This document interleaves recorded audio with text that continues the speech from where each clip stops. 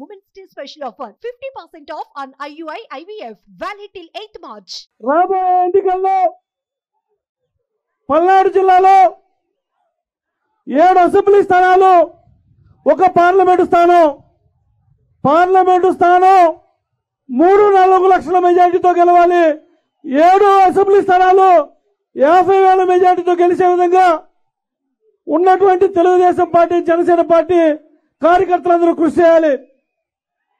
మనమందరం ఒకటే గుర్తుపెట్టుకోవాలి, కులాలను వేరు చేసి, మతాలను వేరు చేసి ఇప్పటికే రాష్ట్రంలో రాక్షస క్రీడ ప్రారంభించినటువంటి జగన్మోహన్ రెడ్డి కొత్తగా మరలా కులాల పేరు పెట్టి, మతాల పేరు పెట్టి రాజకీయం చేయడానికి ముందుకు వస్తా ఉన్నాడు.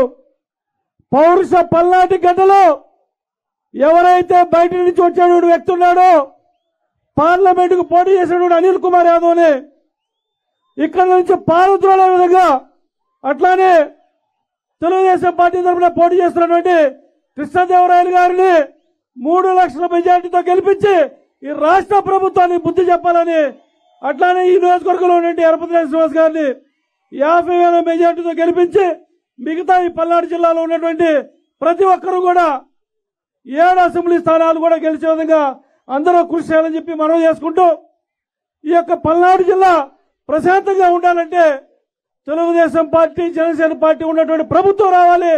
ఈ యొక్క ప్రభుత్వాన్ని, రాష్ట్ర ప్రభుత్వాన్ని, ముఖ్యమంత్రిని మడత పెట్టి ఇంటికి పంపించాలని చెప్పి కూడా కోరుకుంటూ ఈ అవకాశం ఇచ్చినటువంటి పెద్దలకి కృతజ్ఞతలు తెలియజేసుకుంటూ సెలవు తీసుకుంటా ఉన్నా.